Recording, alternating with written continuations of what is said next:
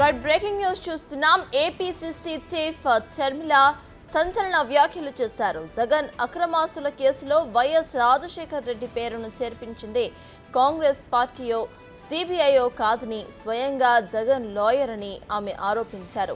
రాజశేఖర్ రెడ్డి పేరు లేకపోతే కేసు నుంచి బయటకు వచ్చే అవకాశం లేదనే ఉద్దేశంతో సుధాకర్ రెడ్డి అనే లాయర్ చేర్పించారంటూ సంచలన వ్యాఖ్యలు చేశారు. హైకోర్టు, సుప్రీంకోర్టులో పిటిషన్ వేసి మరీ చేర్పించారని ఆరోపించారు. అందుకే సుధాకర్ రెడ్డికి అడిషనల్ అడ్వకేట్ జనరల్ పదవి కూడా ఇచ్చారని అన్నారు.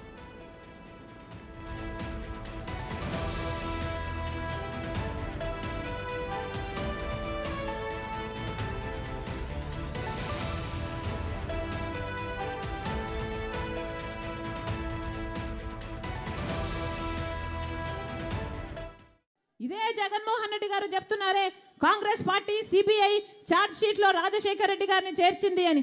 ఇంతమంది ముందు చెప్తున్నా, ఈరోజు సిబిఐ రాజశేఖర్ రెడ్డి గారి పేరును సిబిఐయో కాంగ్రెస్ తో చేర్చలేదు.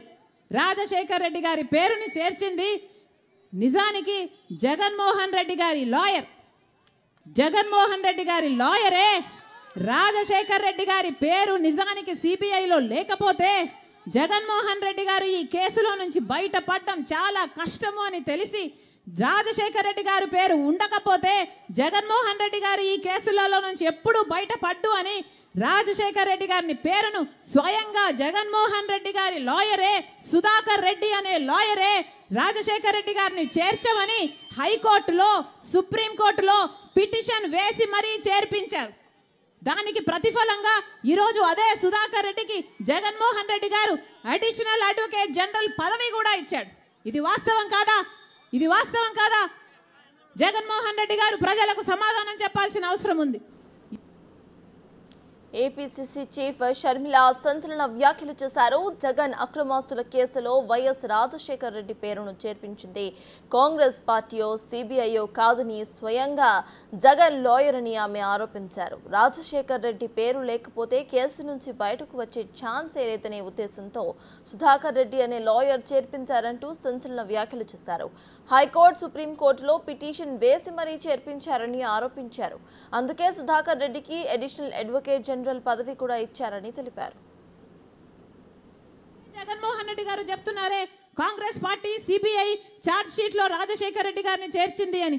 ఇంతమంది ముందు చెప్తున్నా, ఈరోజు సిబిఐ రాజశేఖర్ రెడ్డి గారి పేరును సిబిఐయో కాంగ్రెస్ తో చేర్చలేదు. రాజశేఖర్ రెడ్డి గారి పేరుని చేర్చింది నిజానికి జగన్మోహన్ రెడ్డి గారి లాయర్. జగన్మోహన్ రెడ్డి గారి లాయరే.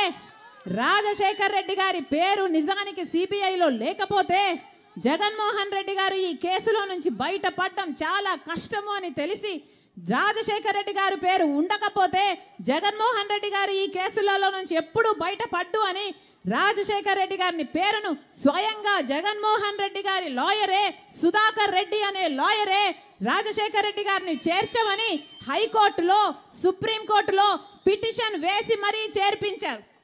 దానికి ప్రతిఫలంగా ఈరోజు అదే సుధాకర్ రెడ్డికి జగన్మోహన్ రెడ్డి గారు అడిషనల్ అడ్వకేట్ జనరల్ పదవి కూడా ఇచ్చాడు.